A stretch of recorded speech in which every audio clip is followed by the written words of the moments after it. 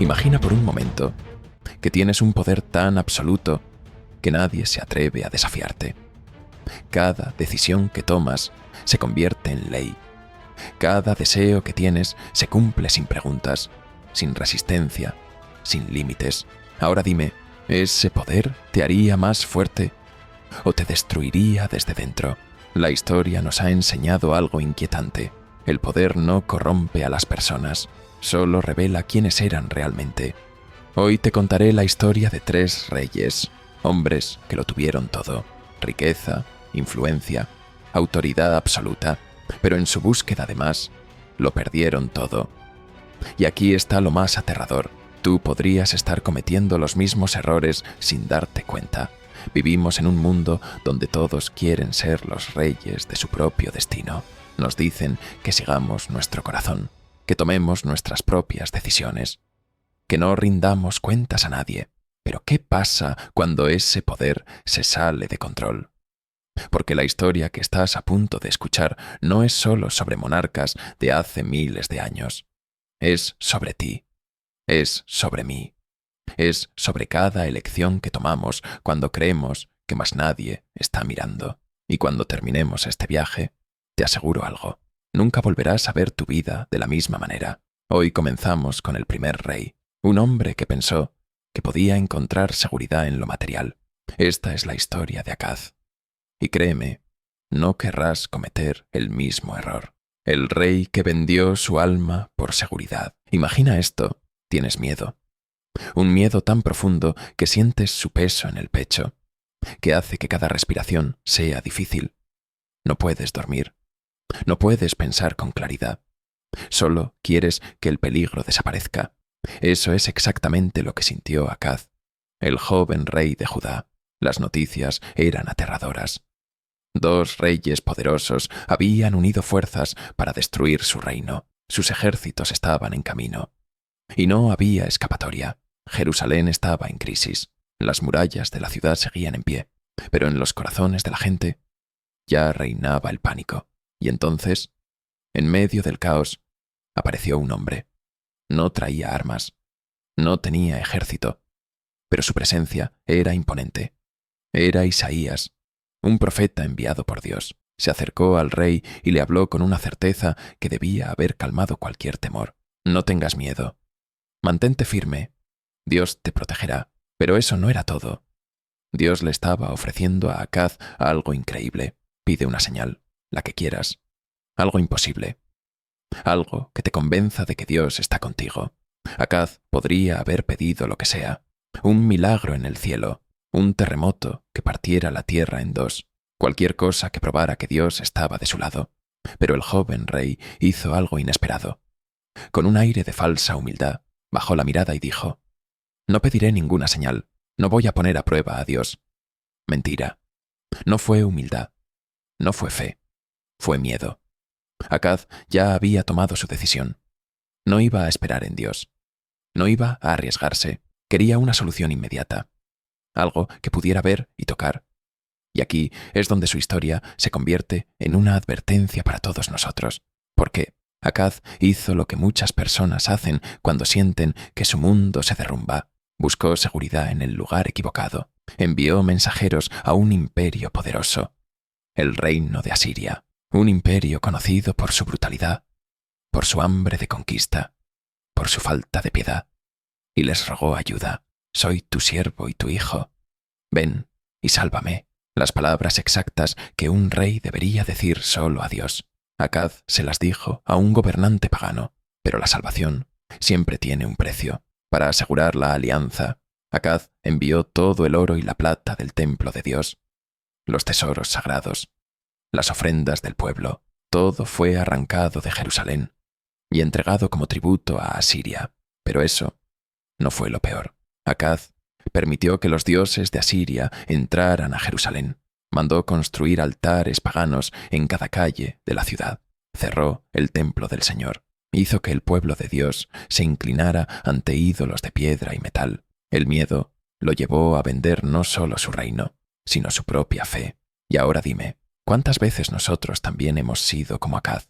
Tal vez no estamos rodeados de ejércitos enemigos, pero todos hemos sentido miedo. Miedo al fracaso, miedo a la soledad, miedo a perder lo que tenemos. Y en esos momentos, ¿en quién confiamos? ¿En Dios? ¿O buscamos seguridad en otros lugares? Nos decimos que confiamos en Dios, pero cuando llega la crisis, corremos a lo que parece más seguro. Buscamos refugio en el dinero, en relaciones que sabemos que nos destruyen, en trabajos que nos piden comprometer nuestros valores, en decisiones desesperadas que nos hacen perder nuestra esencia. Acaz creyó que su trato con Asiria le daría paz, pero lo que no entendió es que cuando buscas protección en el lugar equivocado, terminas atrapado. El imperio al que se rindió no tardó en volverse en su contra. La seguridad que compró con oro y traición se convirtió en una cadena que lo ató aún más fuerte. Y aquí está la lección que nadie quiere escuchar. Cuando cambiamos la confianza en Dios por soluciones humanas, el precio siempre es más alto de lo que imaginamos. Esta no es solo la historia de un rey que tomó una mala decisión.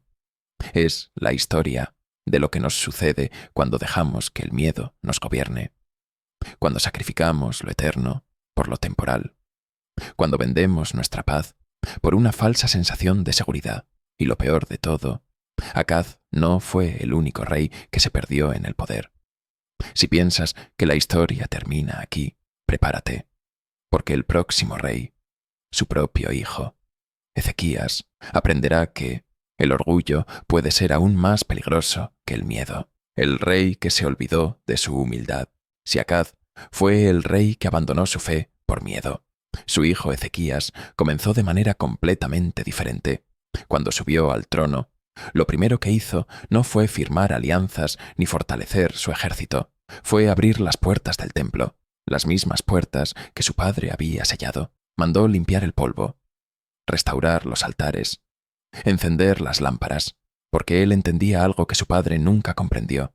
Antes de gobernar un reino, debía restaurar su relación con Dios.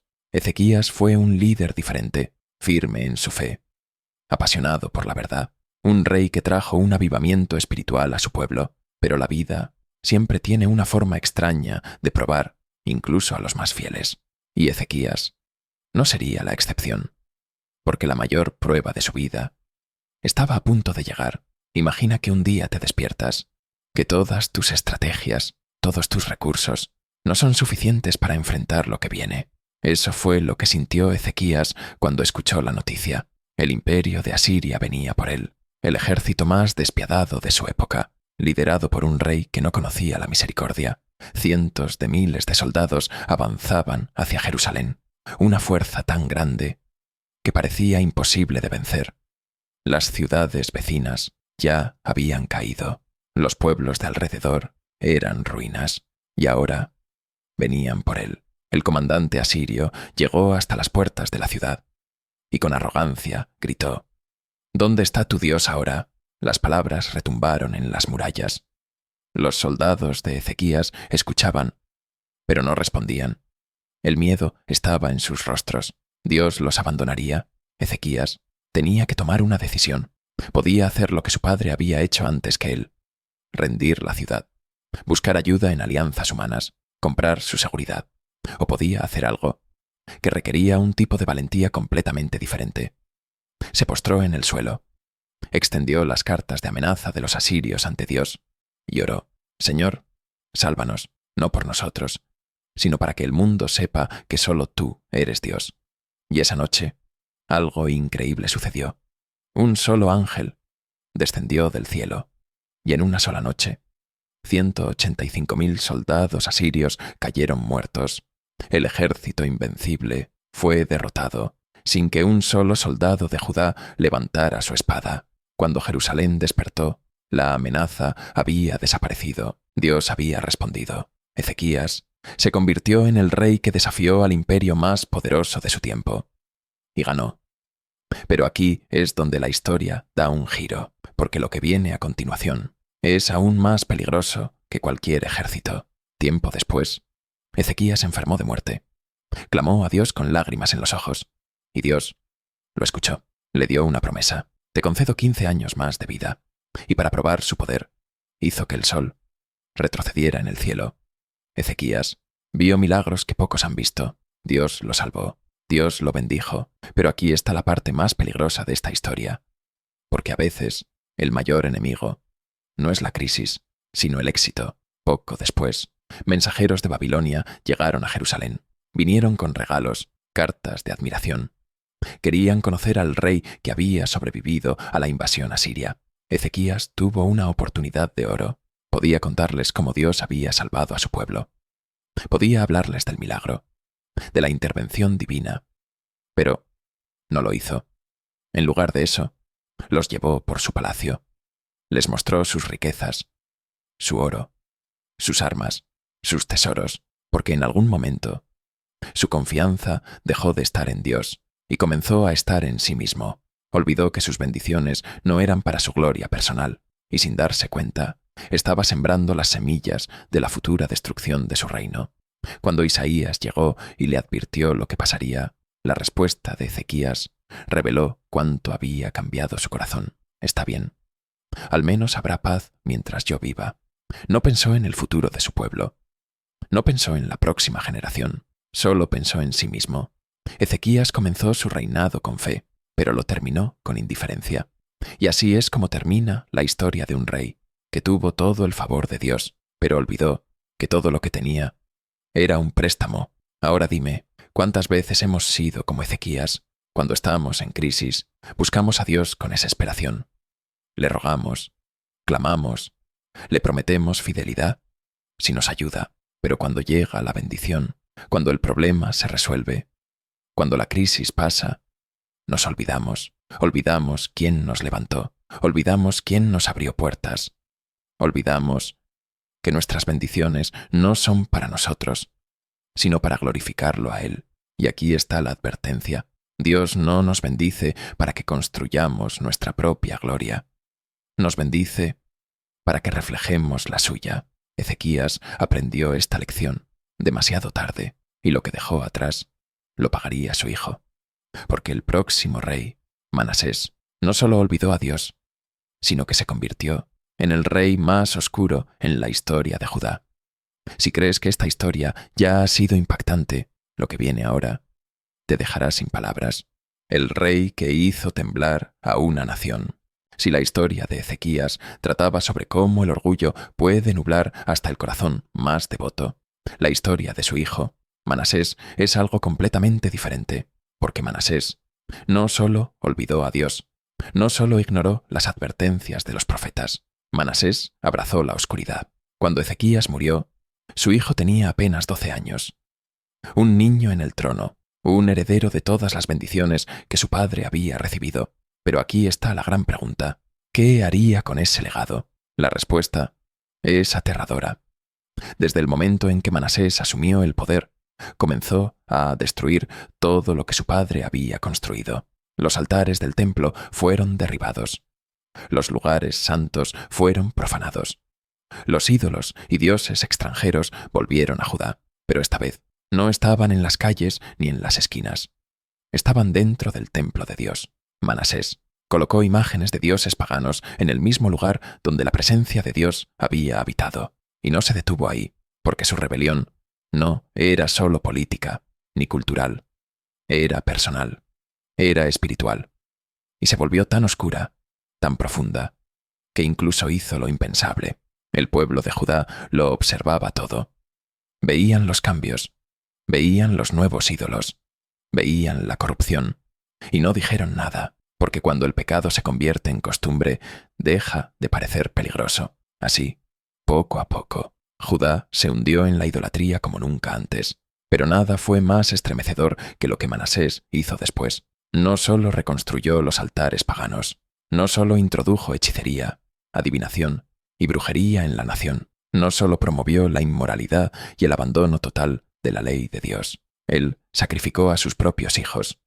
Los lanzó al fuego como ofrenda a los dioses falsos. Su propia sangre, su propia carne, quemada en rituales oscuros. Ahora dime, ¿hasta qué punto un hombre puede alejarse de Dios antes de cruzar un límite del que no hay retorno? Manasés no solo había abandonado la fe, había corrompido a todo un pueblo, había sumergido a Judá en la más profunda oscuridad. Y sin embargo, lo peor estaba aún por venir. Pero en medio de aquella corrupción, aún quedaban voces que hablaban en nombre de Dios, hombres que se atrevieron a desafiar a Manasés, a advertirle que su camino lo llevaría a la destrucción.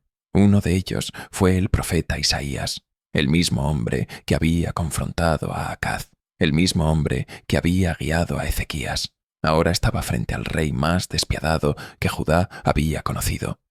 Y no se quedó en silencio. Isaías habló, denunció la maldad, advirtió que el juicio de Dios vendría, y Manasés tomó su decisión. No se arrepintió, no temió, ordenó la muerte del profeta. Según la tradición, Isaías fue capturado y ejecutado de la manera más cruel. Lo ataron, lo colocaron entre dos tablones de madera y lo serrucharon en dos. Así terminó la vida del hombre que había sido testigo de la fidelidad de Dios. Así terminó el profeta que no tuvo miedo de hablar la verdad. Y aún así, Judá no despertó. El pueblo siguió a Manasés. La corrupción, la inmoralidad y la idolatría se volvieron la norma. Hasta que un día, Dios dijo, «Basta». Los ejércitos de Asiria llegaron, esta vez, no como aliados, sino como conquistadores. Manasés fue capturado, encadenado como un criminal. Le atravesaron el rostro con ganchos de hierro, lo arrastraron como un animal y lo llevaron a Babilonia como prisionero. En ese momento, su poder desapareció. Su riqueza no le sirvió de nada. Sus ídolos no podían salvarlo. Estaba solo. En la oscuridad de su celda, comenzó a recordar. Recordó las historias de su padre. Recordó el Dios de Israel. Recordó todo lo que había destruido con sus propias manos. Y por primera vez en su vida, se arrodilló y clamó a Dios. «Ahora dime algo. ¿Puede Dios perdonar a un hombre así? ¿Puede alguien que mató inocentes, que destruyó su propio pueblo, que hizo temblar una nación, volver a Dios?» La respuesta es sorprendente. Porque Dios escuchó la oración de Manasés, lo perdonó. El hombre que había llevado a Judá a su peor momento fue restaurado. Regresó a su tierra. Intentó arreglar lo que había roto. Quitó los ídolos, restauró el templo. Intentó traer al pueblo de vuelta a Dios, pero algunas heridas son demasiado profundas, porque aunque Manasés se arrepintió, las cicatrices de su reinado quedaron. Judá nunca se recuperó completamente.